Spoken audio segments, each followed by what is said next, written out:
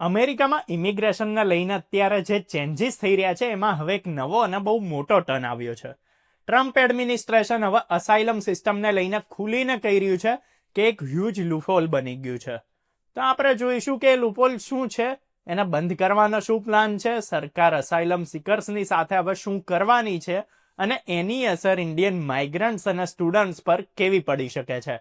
કેમ કે ઇન્ડિયાથી ગેરકાયદેસર રીતે અમેરિકા જઈને અસાઇલમ માંગીને જ કાયદેસર બનવાની પ્રોસેસ કરવામાં આવતી હોય છે.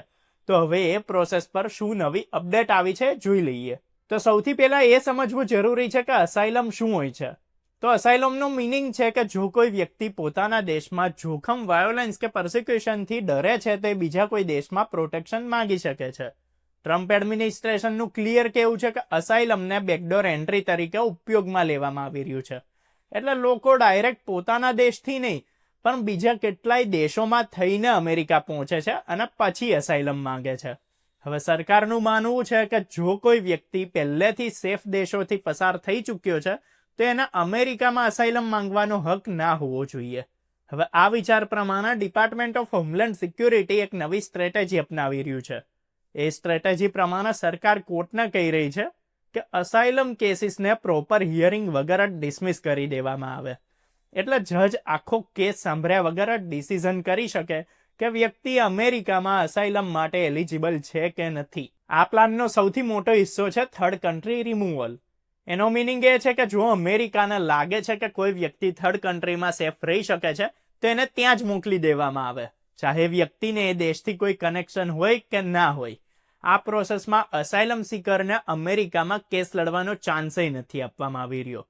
ટ્રમ્પ એડમિનિસ્ટ્રેશને એના માટે કેટલાય દેશોની સાથે એગ્રીમેન્ટ્સ કર્યા છે, જેમને સેફ થર્ડ કન્ટ્રી એગ્રીમેન્ટ્સ કહેવામાં આવે છે.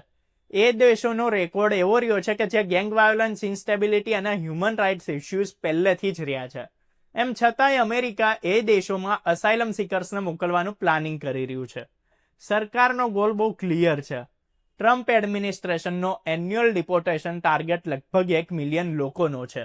અસાઇલમ કેસીસ ઇમિગ્રેશન કોર્ટ્સમાં સૌથી મોટા ડીલે બની ગયા છે અને સરકાર માને છે કે જ્યાં સુધી અસાઇલમ બેકલોગ રહેશે ત્યાં સુધી માસ ડિપોર્ટેશન પોસિબલ નહીં થાય. આંકડા પ્રમાણે અસાઇલમ ક્લેમ્સ કેટલી સ્પીડમાં વધ્યા છે એ જોઈએ તો ફિસ્કલ યર 2024માં લગભગ 9 લાખ અસાઇલમ ક્લેમ્સ ઇમિગ્રેશન કોર્ટમાં પેન્ડિંગ હતા, જ્યારે કે ટ્રમ્પની પહેલી ટર્મમાં આ નંબર લગભગ 2 લાખ પર યર હતો. એટલે અસાઇલમ સિસ્ટમનું પ્રેશર કેટલાય ગણું વધી ગયું છે. ઓક્ટોબરમાં આ સ્ટ્રેટેજીને વધારે પાવર ત્યારે મળ્યો જ્યારે બોર્ડ ઓફ ઇમિગ્રેશન અપીલ્સે કહ્યું કે ભાઈ જજીસને અસાઇલમ કેસ સાંભળતા પહેલા એ જોવું જોઈએ કે એ વ્યક્તિને કઈ થર્ડ કન્ટ્રીમાં મોકલવામાં આવી શકે છે. એની પછી નવેમ્બરમાં DHSએ લગભગ 5,000 અસાઇલમ કેસીસને ડિસમિસ કરવાની ડિમાન્ડ કરી, જે છેલ્લા કેટલાક મહિનાઓની કમ્પેરમાં કેટલાય ગણા વધારે છે. ઇમિગ્રેશન લોયર્સ અને હ્યુમન રાઇટ્સ ગ્રુપ્સ આ ચેન્જીસને લઈને ઘણા પ્રોબ્લેમમાં છે. એમનું કહેવું છે કે અમેરિકાની હ્યુમેટેરિયન સિસ્ટમ એ પુઅર કરી રહ્યું છે, એ સિસ્ટમને પુઅર કરી રહ્યું છે. એમનું માનવું છે કે દરેક અસાઇલમ સિકરને અમેરિકામાં ફેર હિયરિંગનો હક મળવો જોઈએ અને વગર સાંભળીએ કોઈ ત્રીજા દેશમાં મોકલવું ખોટું છે. પણ એડમિનિસ્ટ્રેશનનો જવાબ બિલકુલ અલગ જ છે. એમનું કહેવું છે કે જો કોઈ વ્યક્તિએ ખરેખર જોખમથી બચવું છે તેને એ ના વિચારવું જોઈએ કે પ્રોટેક્શન કયા દેશમાં મળી રહ્યું છે. સરકાર પ્રમાણે જો કોઈ વ્યક્તિ સેફ છે તો લોકેશન મેટર નથી કરતું. ટ્રમ્પ એડમિનિસ્ટ્રેશનનું કહેવું છે કે આખી પ્રોસેસ કાયદા પ્રમાણે જ થઈ રહી છે. જો કોઈને લોથી પ્રોબ્લેમ છે તો એને કોંગ્રેસ થ્રુ બદલવો જોઈએ, ના કે કોર્ટ્સમાં સ્ટ્રેટેજીને ખોટી કહેવાની હોય. આ સ્ટ્રેટેજી પૂરેપૂરી નવી નથી. 2019માં અસાઇલમ સિકર્સ અને NGOસે કોર્ટમાં એને ચેલેન્જ કરેલી અને હવે એ જ કેસ ફરીથી રિવાઇવ થયો છે. સરકારને આશા છે કે નવા લો સ્યુટ્સ પણ સામે આવશે. આ ટર્મમાં એડમિનિસ્ટ્રેશને હજુ પણ એગ્રેસિવ એક્શન લીધા જ છે આનથી વધારે. DHSનું કહેવું છે કે ભાઈ દરેક વ્યક્તિને લીગલ પ્રોસેસ મળશે અને ઇમિગ્રેશન જજની સામે હિયરિંગનું ઓપ્શન રહેશે. પણ ગ્રાઉન્ડ રિયાલિટીમાં કેસીસને જલ્દી ક્લોઝ કરવાનો પ્રયત્ન ક્લિયર દેખાઈ રહ્યો છે. ટ્રમ્પ એડમિનિસ્ટ્રેશનનો દાવો છે કે એ ડિપોર્ટેશનના રેકોર્ડ્સને તોડવા તરફ વધી રહ્યા છે.